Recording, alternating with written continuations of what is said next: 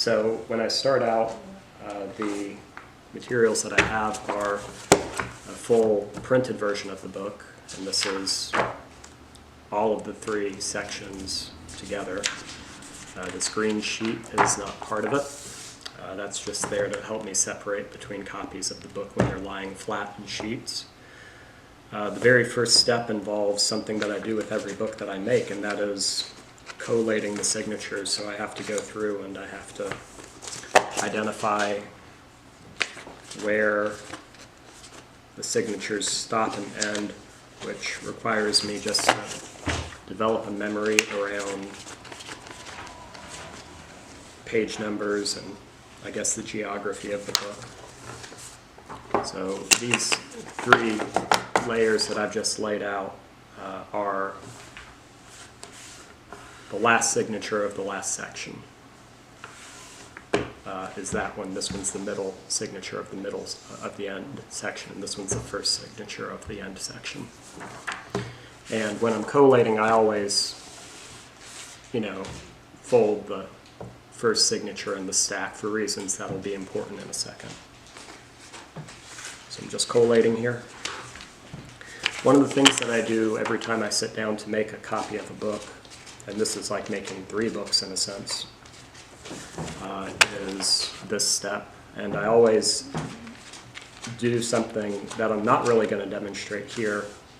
I always do the same step on multiple books repeatedly. So, I might take a stack of 25 copies of the book, go out in public into a coffee shop, and, just collate and do this for 2 hours. And that's just because there's an economy of muscle movement, attention, and like space. A lot of space can get taken up with the different tools. If I were just to pull them out and try to use them and put them away and get the right one, I would waste a lot of time. So in order to keep myself on time, you just do the same thing in the same series of steps a number of times in a row. And then you shift up the game and do a different set of steps. But because I'm trying to talk about just one copy, I'm going to be doing something different than what I would usually do when I'm making a book. So this is the first signature of the book, the first signature of the first section, middle signature of the first section, last signature of the first section. And I'm going to use a bone folder a lot.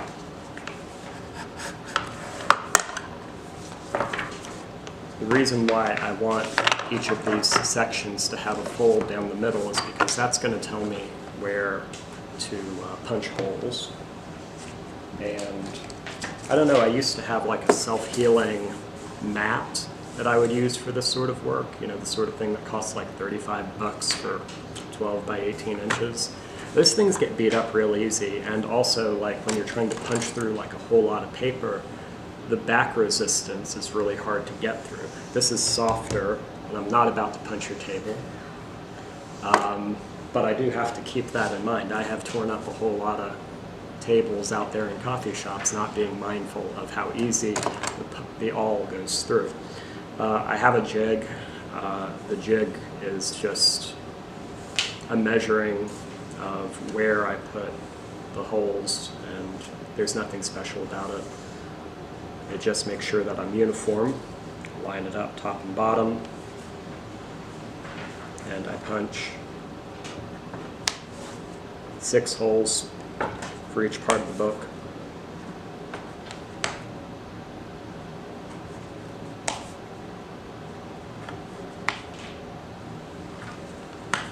And of course I would do this at the same time that I would do that for all of the other sections of the book. Even though I'm only going to be sewing the first section, I'm just going to go ahead and punch all of these.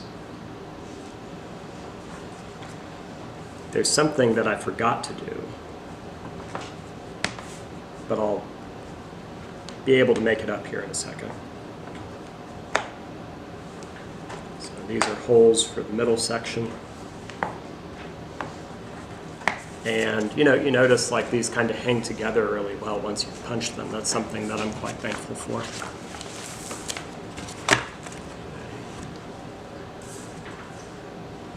And then third section. So folding down the middle tells me where the middle is. I try to measure as little as possible, and to that end I was able to speed up my casing of the books, which I'll show later on, by about 5 or 7 minutes just by making jigs. That prevented me from having to measure with the ruler. And that's, like, if I can just do it with sight rather than precision measurement, I'm better off. So the thing I forgot to do here was to substitute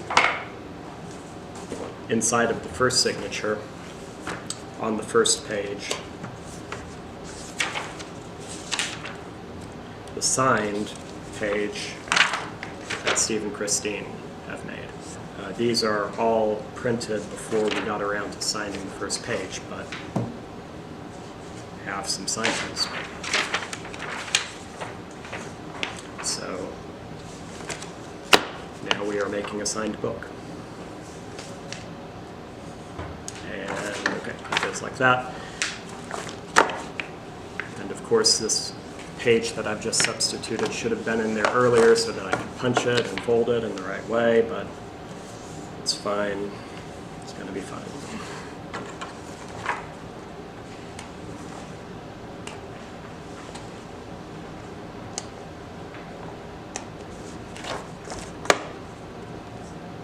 You don't need very big holes when you're doing that. It's just really to tell you where to go. In order to keep that from confusing me, I am going to put that somewhere else. All right, so it's time to sew.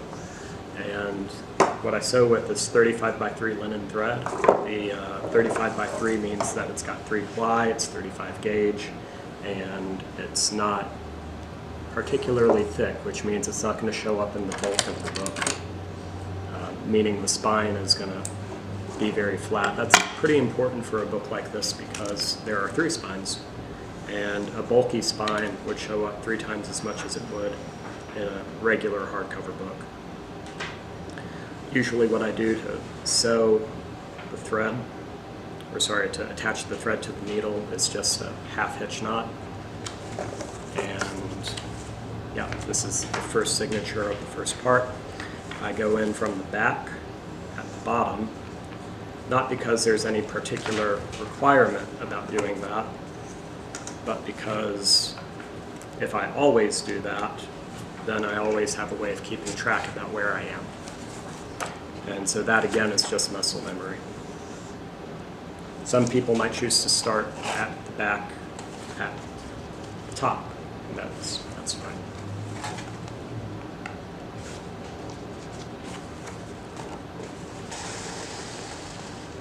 Always trying to make sure that I remove tension in the thread as I'm going along.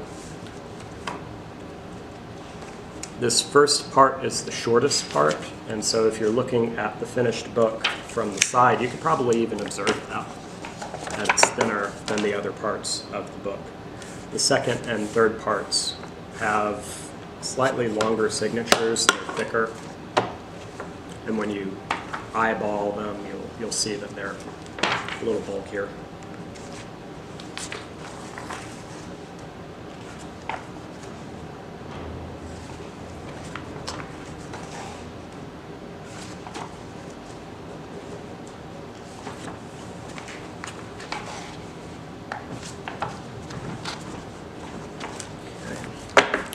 So in terms of connecting the thread at the bottom, first you pull really, not hard, but firmly to make sure that there's nothing hanging out in the middle of that second signature.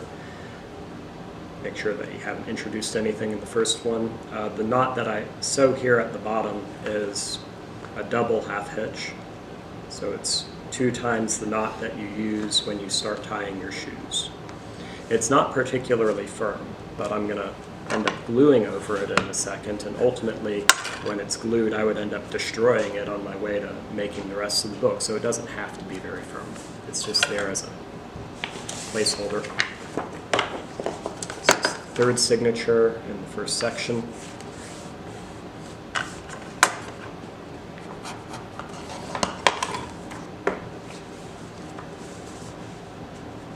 So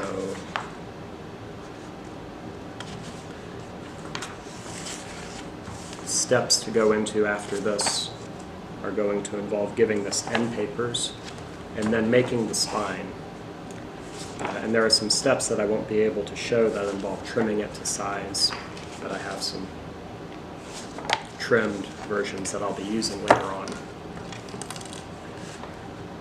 Alright, so with 2 end papers on, then it's time to do the cloth, which requires another bead of glue.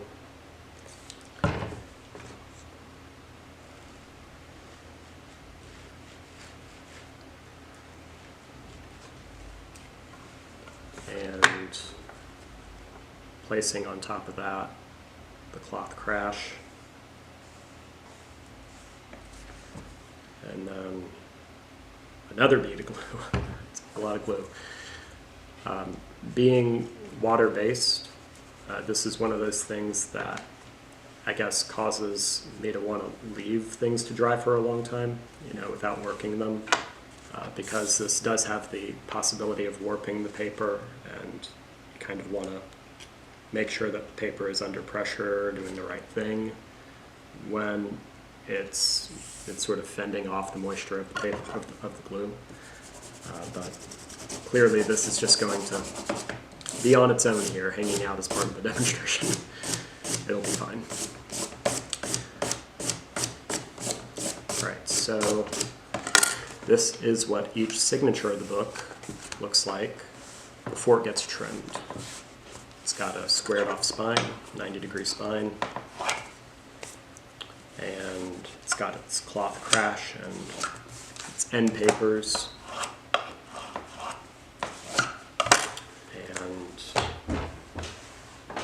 they would usually be drying in a sack. Actually, in order to make sure that I get all of them in the right order, I developed the sort of pattern for myself to make sure that I had a whole stack of number 1 signatures, and then number 2 signatures, and number 3 signatures, so that, well, the way that the process works out is that when I'm casing, first I'll case 1, and then I'll case 2 at the back, and then when I join them together, I'll case 3. But I was screwing it up for the first couple, and this is how I got myself straight. So that's one stopping point.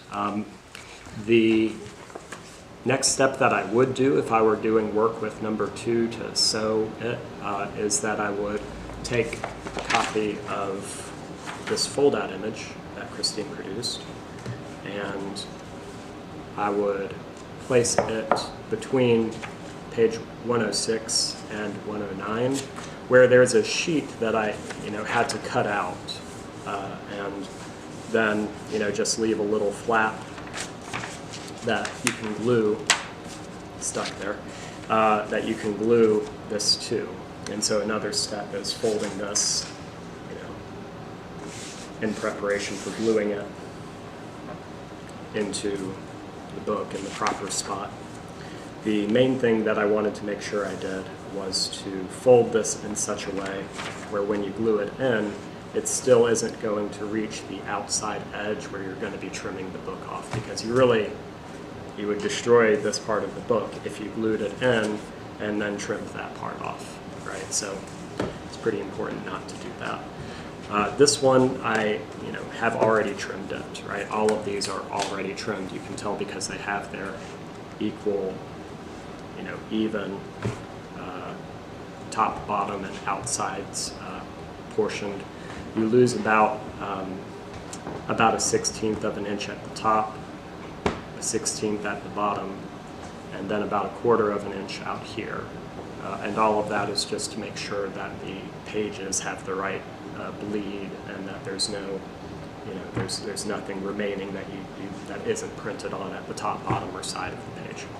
So we're doing full page bleeds for the book. So I guess one thing that I can mention about this not being, on scene here, what do I use to trim these? I don't trim them as I used to with a blade and like a self-healing mat and a ruler, although you could. A lot of folks could do that.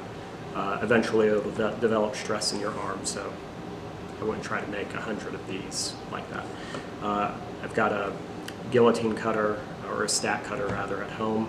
It's very efficient for doing this and has made doing a lot of books possible over the last 12 years.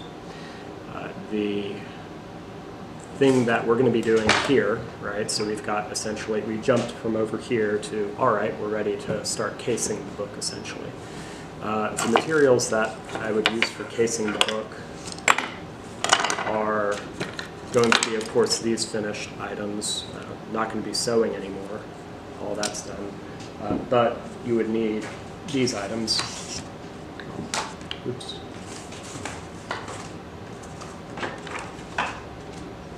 I guess these. So when the front cover is printed, this is what it's printed on. The dimensions are about 15.5 or 16 inches wide. And there's a whole lot of blank space over here. More about that in a second. But this is the front cover. And this is the back cover. The same situation is going on with the, I guess I would go with that, with blank space here. This is ultimately going to get cut out. That's going to get cut out because you don't want that bulk showing up within the case of the book. So that's what we start with for those. The middle spine, I print 5 of those at once, and then the step that you sit down and do is you just use a straight edge, steel straight edge, and a knife, and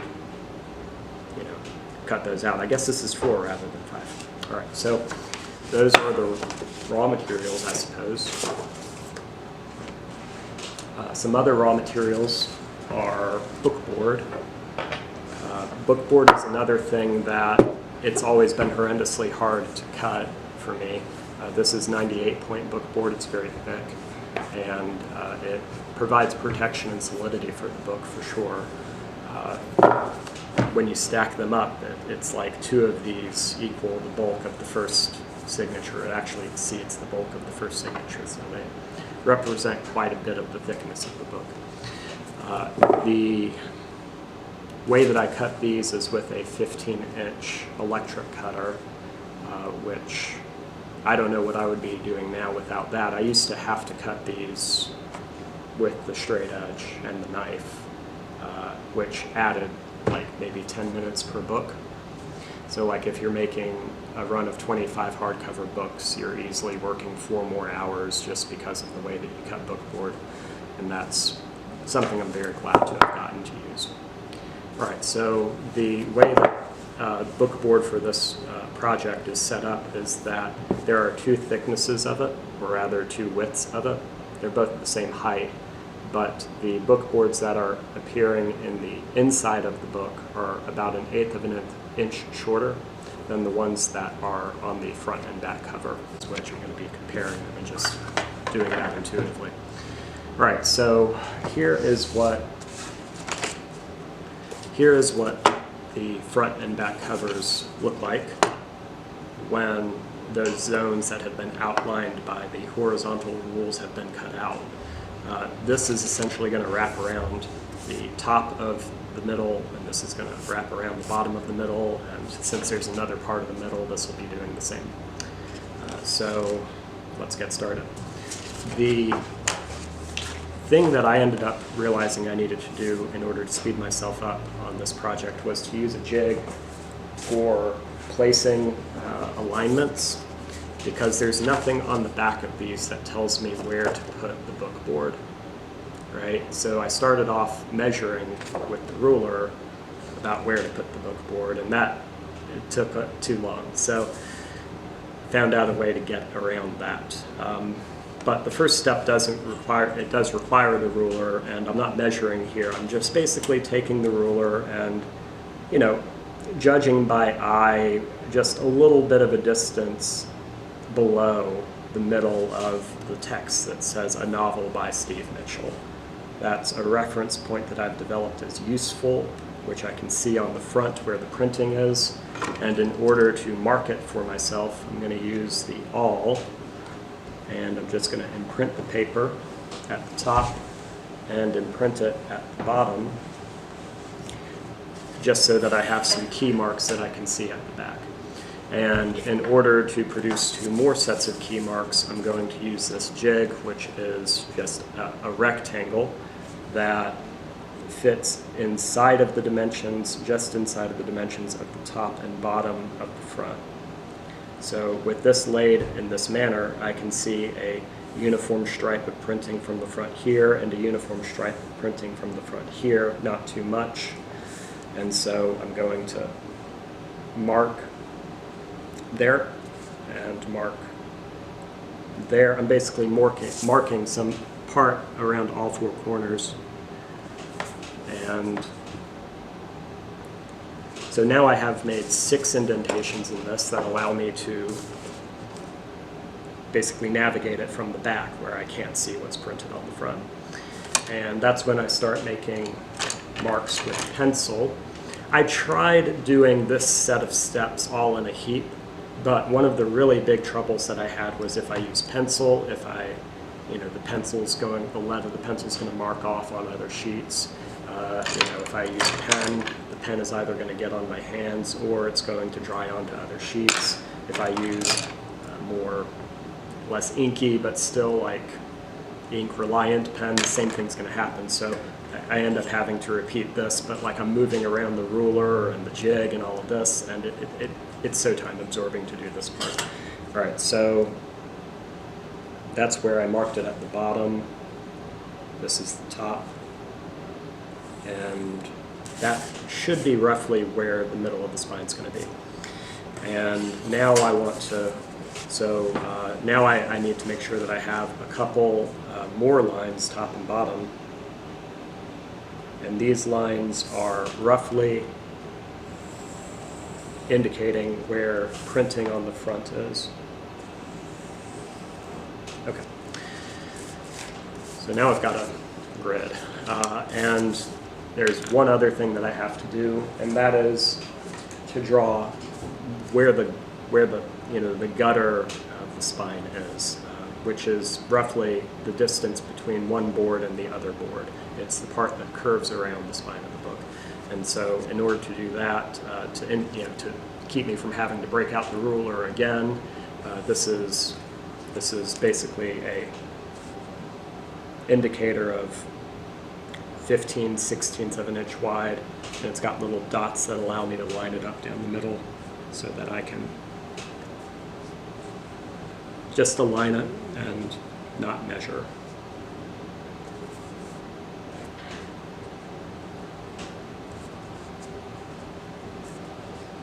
And as much fumbling and inaction as this process involved, it is at least twice as quick as using a ruler for it. So now I have some guides for myself. Now, which one? Okay, so this is the front cover, this is the inside.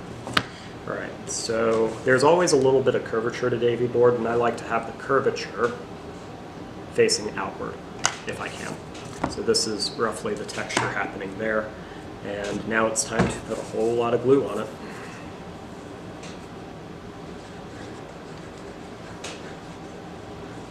This glue is very different from, say, rubber cement. Rubber cement, of course, has an aroma that makes it impossible to use in public. I mean, you could use it in public, but I don't think I would feel very comfortable doing it in a coffee shop. People would look at you. And, I have to say, I'm granted a whole lot of patience to use this much room and be in space doing this kind of thing by the people who run these places. So I try not to use chemicals that might raise someone's eyebrows, like rubber cement. But if you were to use rubber cement, you lay it down, you can't move it. And this is movable a little bit after you lay it down. I'm not going to demonstrate how movable it is, but if I were to, fair chance I could miss a liner right now, so I'm trying not to do that. It's lined up according to what I need it to be on, and so I'm going to pressure on it. At this point, this isn't about, bubbles or anything like that. This is just making sure that it's making even contact and really making sure that there aren't glops of glue somewhere on the other side that are going to dry slower than other parts. Okay, so that's the front cover. This is the middle cover. Its curve goes like that, and so I'm going to, oh no, see, just made a mistake. I am going to use the other one because I can't apply glue like that to this. I have to apply glue to the paper first for the inside, and I apply it around here and here, and in order to just make it possible to very quickly apply this, I put the book board underneath it so I'm not fouling the working surface. And it picks up a little glue, but that's fine. It's all in the wash. Okay, so, all right, this side is okay, and now I'm going to apply it inside of the marks that I've already generated.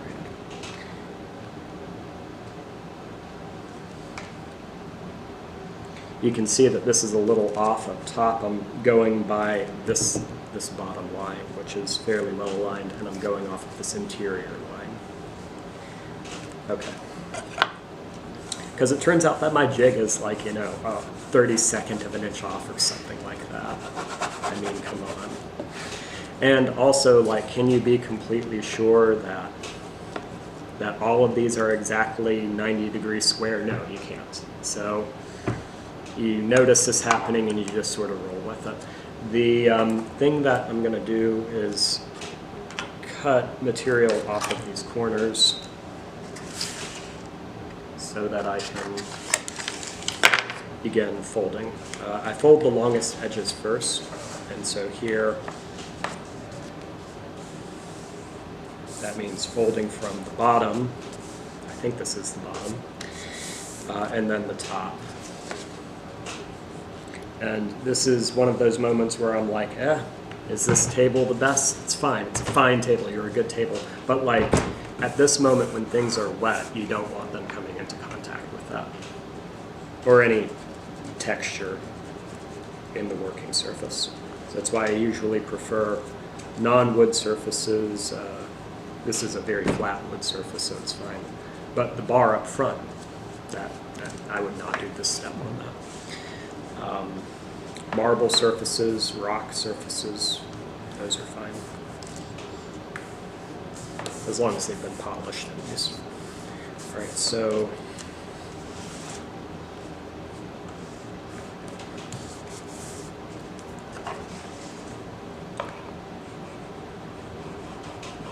want that to be 90 degrees flush.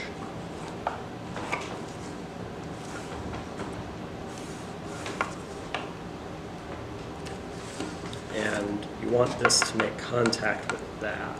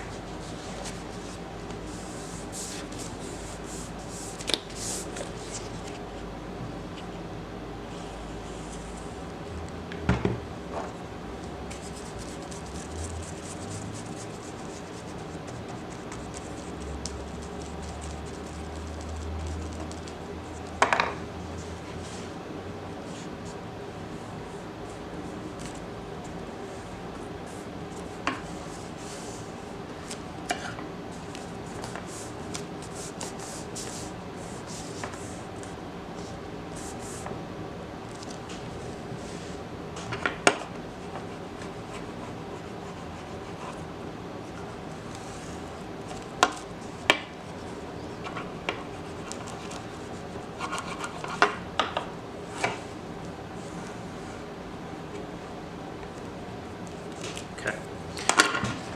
And then the shorter side is always the last one. Even when I'm just doing a single section hardcover book, this is where I do the last one. Because I don't know, like I like the way it makes a corner more when this side folds over versus, if the bottom or top folds over onto the shorter side. I don't know. Just seems to be a cleaner seam. Okay. that there. No, wait a second. That's the right orientation. Okay. All right. Marking that top and bottom again. And then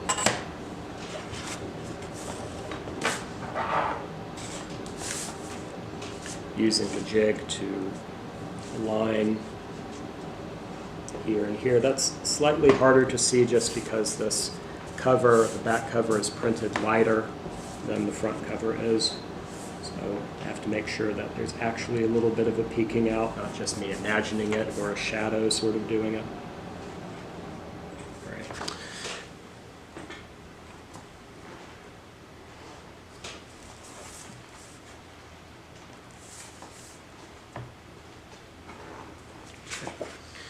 Right, so that's the last time I'll actually need that one.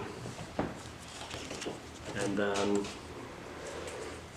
we begin getting the grid on the back.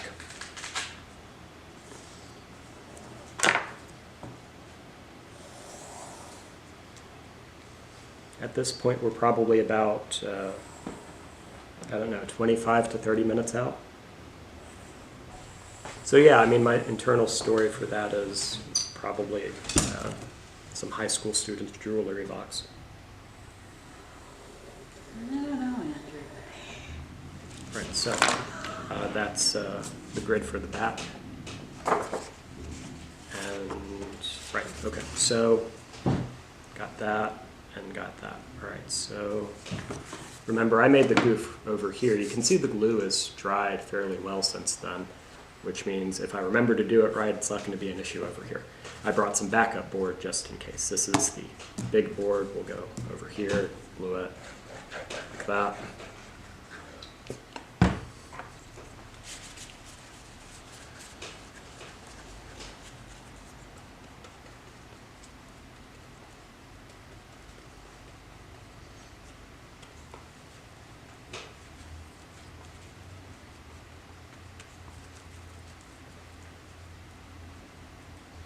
Sometimes you get different formulations of this glue, and they dry quicker than others. I always buy it from the same source, which is Hollander's up in Ann Arbor, but you know, I think that who they buy their stuff from or how they mix it changes. I don't mix my own glue, some people do.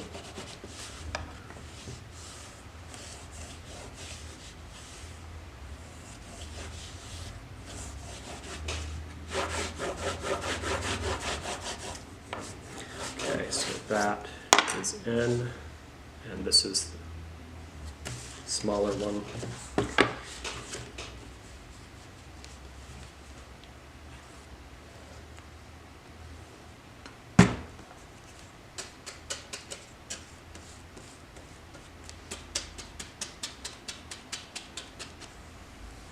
Want to avoid getting glue inside of that gutter area where the spine is going to be, but it's actually okay if I were to spread glue all around above and below those lines, because that'll be glued eventually no matter what.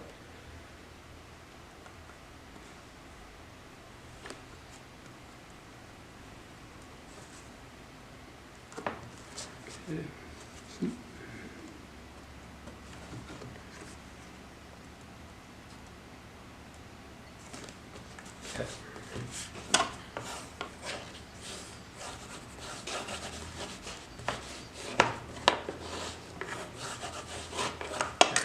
So it's the same process as the other side. This time it's for the back. That jig is going to be coming up one more time because I need it for the middle spine. You know, I experienced like a real sense of visceral relief when I got a sense of confidence around how to do the middle spine. The middle spine was the part that vexed me the most making the two first proofs. This step and that step, those are very much like doing the hardcover books that I usually do, except for this portion. But the middle, I was like, what the heck is up with that? Took me a second.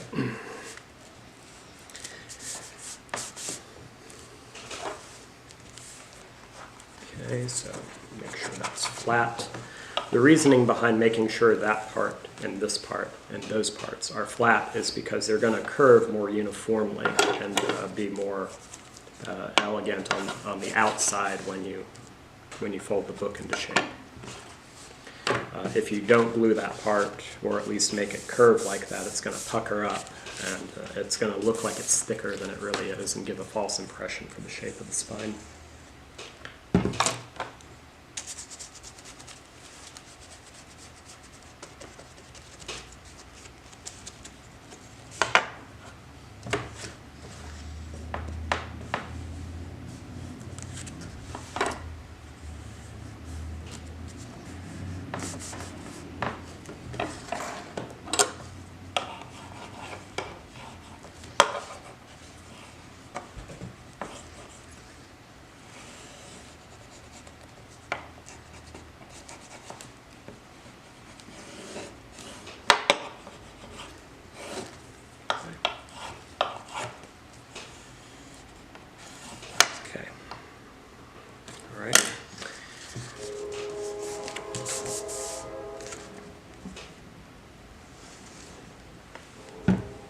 I used to know the times of trains around here.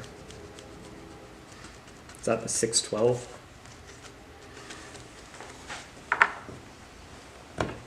Yeah. 21. Okay. Yeah, I guess so. Almost.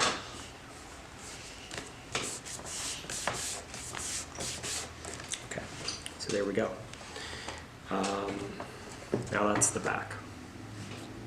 Yeah. And I always like to make sure that, okay, good, you know, the dimensions are where they should be. That's the trick of trying to do all of that marking on the back, is no white lines there, no white lines there. Okay, so, right, now it's time to begin casing the actual portions of the book. So I have to check, you know, like that's the back, right, that's the front. And I'm not even like positioning this in preparation for gluing it down. It's just muscle memory. You put it here to make sure that like, oh, okay, top and bottom. That's what I expect to see. Good.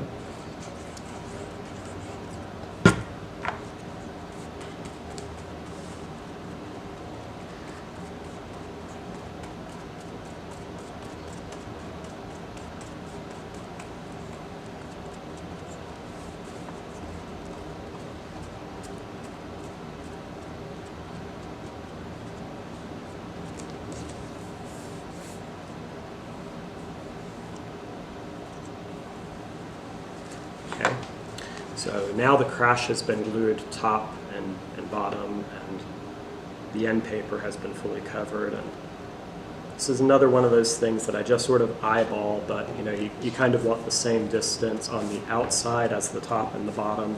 And of course, you don't want it just to be the same distance, but you also want it to be uniform. You don't want this to skew, which is another one of those chances that I have to be all like, okay, so how 90-degree was all of this? All right, so just press it in there. One spot where you'd want to press in is right around the crash, so it doesn't bunch up. Okay, press it down, and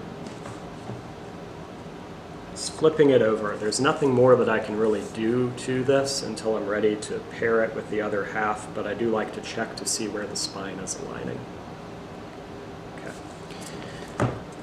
One thing that I can do to this, and I'm going to make sure that I use like the softer, you know, thicker edged bone folder rather than this one, which is sharp, is to begin thinking about the hinge.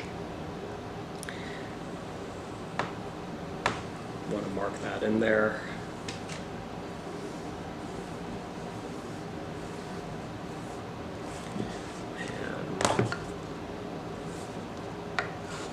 There. Sometimes, you know, when I'm doing this step, and this is especially demoralizing, I did this on one of the books that I was making the day before the release event. You press this in there and you press so hard that it breaks. So a lot of this is crafting the spine, making sure that, you know, it's not flat, it's not a dome, it's posture, but it's not It's not out there. I'll come back to that. So do it with this one. And this is where having them laid out like that is helpful to me in space.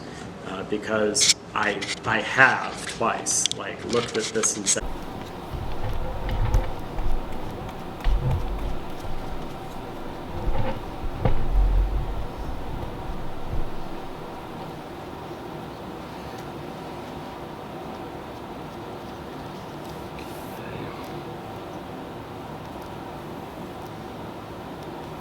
all right.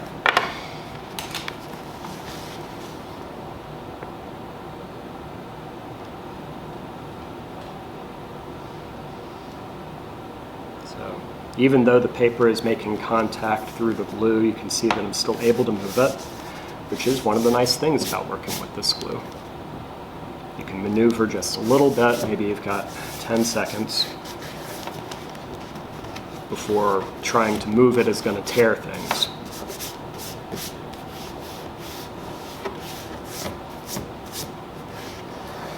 This is actually one of those stages where I'm cleaning my fingers from glue residue. It doesn't show up inside of the end papers, but you definitely don't want it to show up on the outside of the book. You're always removing glue residue. Okay, so this. Okay.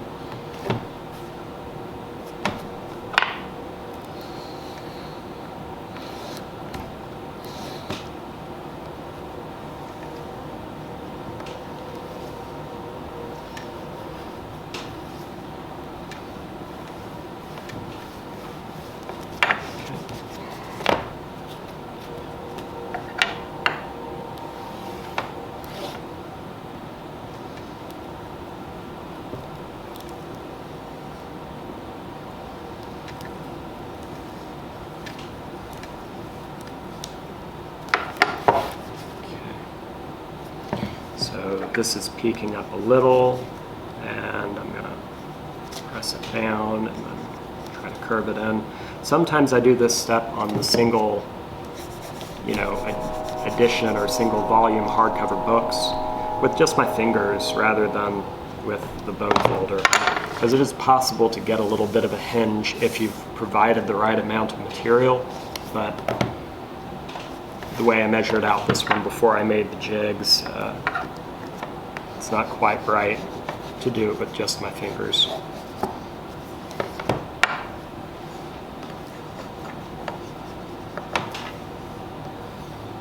Okay, I'll return to that, I guess, in a second. So right now, the books don't actually go like that, they go like this. Okay, and need to fold that down.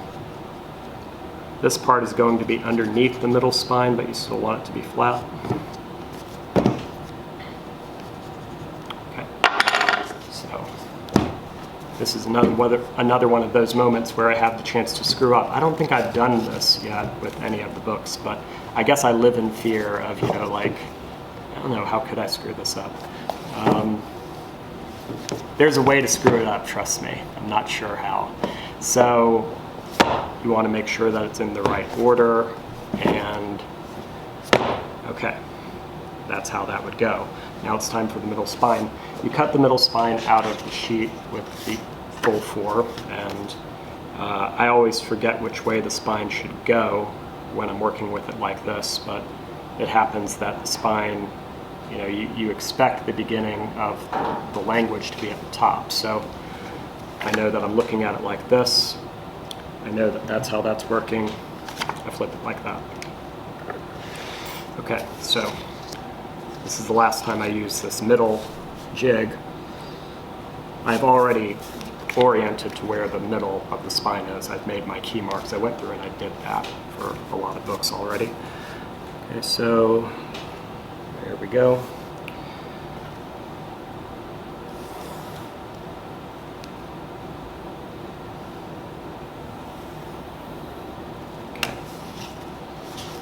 More jigs. I have also made some dots here that allow me to place the bottom and the top of the book board. And I don't even remember how I did that. So I'm going to have to figure that out again to make some more books later this week. But the reason you need that is because what happens now is you put this between the book board and the top sheet there, and you just want to be able to orient it when you've placed glue on it. So that's what I need to be able to do, which means having that reference, and that reference.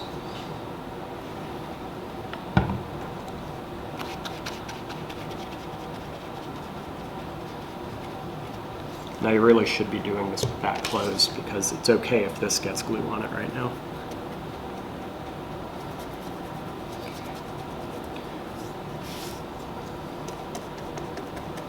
Okay.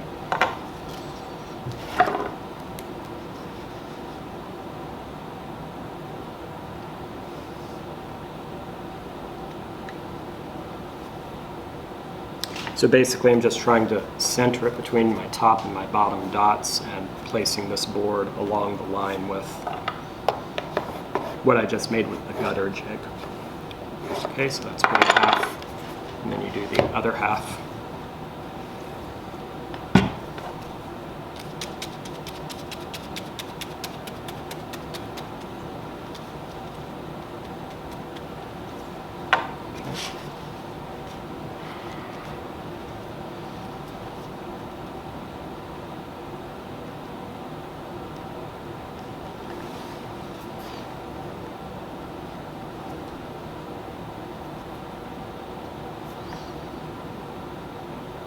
Okay, I think that's good.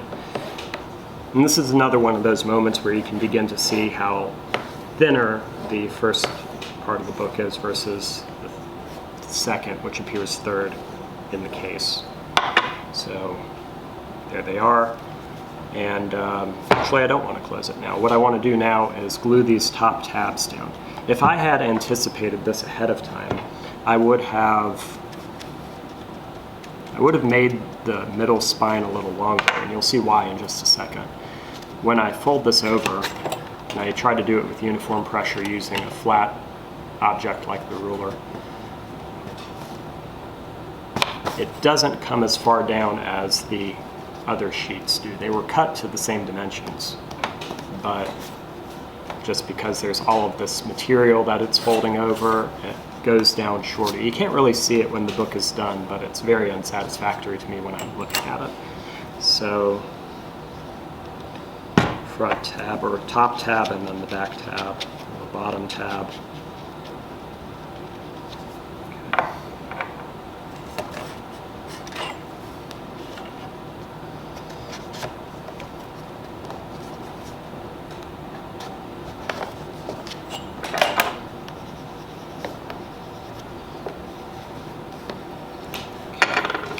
So it's now necessary to begin working this part of the spine like I did for the other two, rolling it.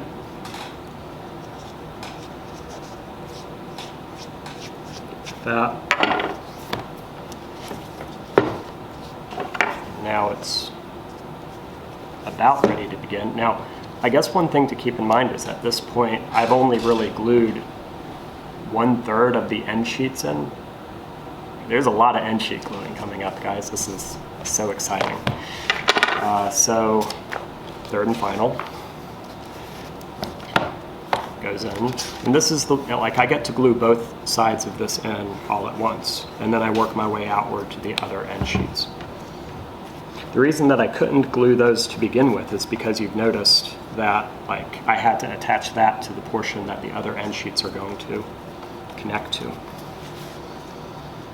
They are, I guess you could technically supply, like, you could attach the middle spine to, like, the first half of the case while you're in the process of doing it. And I have tried doing that, but, like, there's ways where you sort of foul the alignment between the edge of the case and the portion of the book that you're gluing in. This is the process that allows me to know where, you know, the gaps are, where the overhangs are. I get to line things up more precisely by doing things this way without measuring just by sight.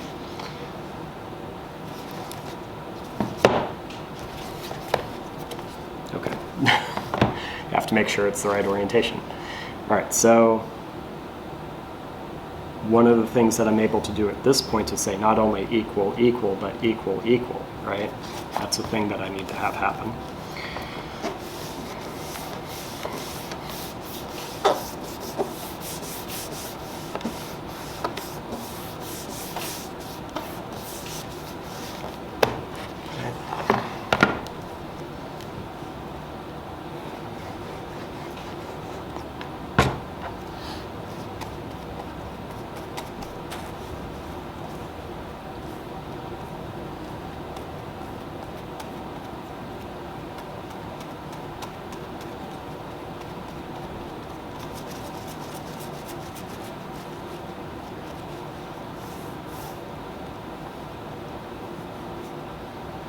Probably notice that the glue is creeping up the brush as I go along. I find that after I finish one of these, I just have to go off and clean the brush.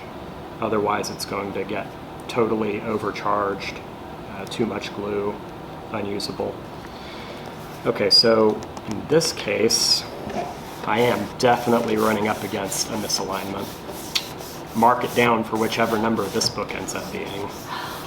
The misalignment is here. You can tell that that space is bigger than this space, and that's happening while this is the same as that. So that's one of those things where I'm like, I don't know, if I were in private I'd cry,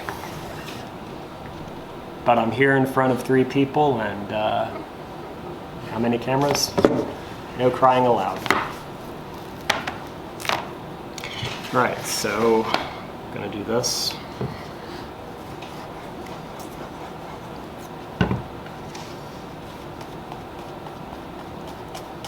But I mean, like, I don't know, this is the sort of thing I think about a lot. Like, when someone sees that, when they clock it, what do they think? Like, do they think, oh, it's a handmade object, this is an artifice if it's being handmade? Do they think, oh, that is an imperfection in the work? Do they ask, oh, maybe that is part of the design? I don't know. I don't know what people think when they see that. And I don't really feel like it's my spot to fill it in for them. I know how I want it to look. And I know the reasons why I want it to look like that, wanting to make a regular object.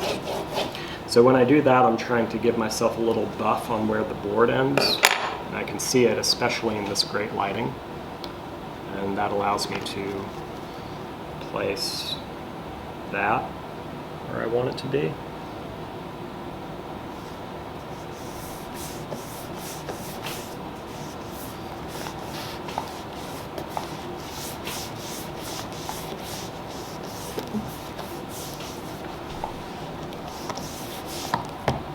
Okay. Now it's time to do the same thing with this. And this is the last end paper. After this, it's all shaping the spines.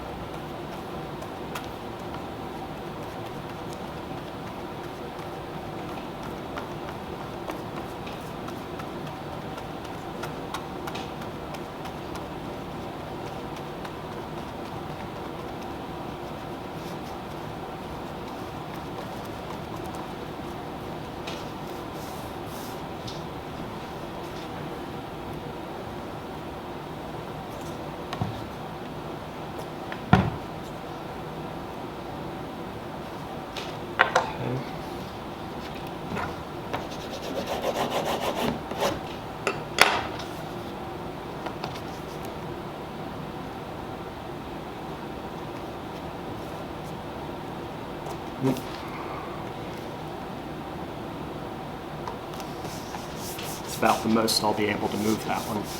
Another thing that happens when you're trying to motivate an edge of this end paper down after you think, oh, it would be better a half, 1/16 of an inch over there, is that you can get fold in the paper. I didn't get that with any of these, thankfully, but you have to end up working your way around that, or else you end up sacrificing the paper or the board, and that's clearly a thing you don't want to do. All right, so at this point, that's definitely got to get curved out a little bit. These are fine-ish. Let's let's work on that. When these are drying, they're going to be under pressure for the sake of making sure that the book board doesn't curl. The thickness of the board partially resolves that problem. But also you just want this to, you know, not curve around because of moisture. And this is a little bit of a 90-degree situation up here that I'm going to soften. And that made a 90-degree situation there. Not a 90-degree, just like a hard edge situation. And I guess when I'm looking at this, I'm thinking, yeah, my spine, like the spine with my name on it, is probably not going to be entirely centered here. That's fine. In this light, I can see the proportion, but it's not terrible. Somebody during the signing was like, and the spines are all on center, and I'm like, I don't know who told you to look at that, but I'm glad someone noticed.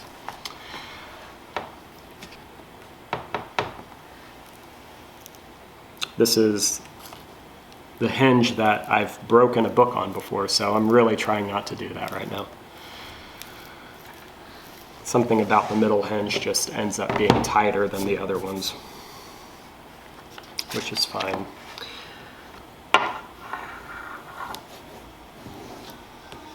You wouldn't want the thing that holds the middle of the book together to be flapping around.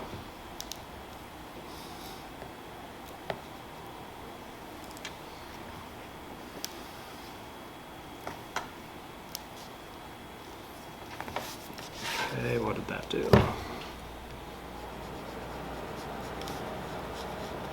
Well, not as much as I was hoping.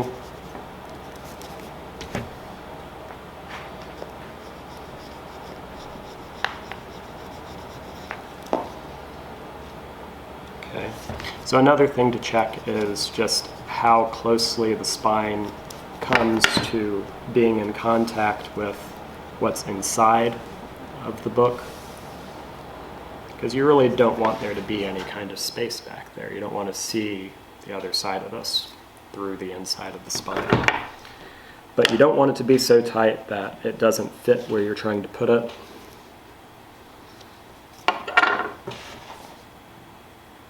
So making the right measurements ahead of time is really the critical thing for the spine.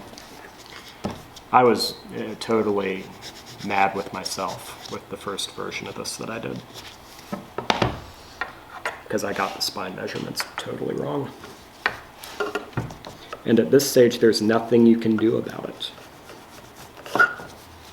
Spine measurements are what they are. Basically, I would put that under pressure, and when I'm working in public, I would generally either have something that can act as a temporary weight, like a jar of quarters, maybe the glue bottle, the 1 gallon glue bottle.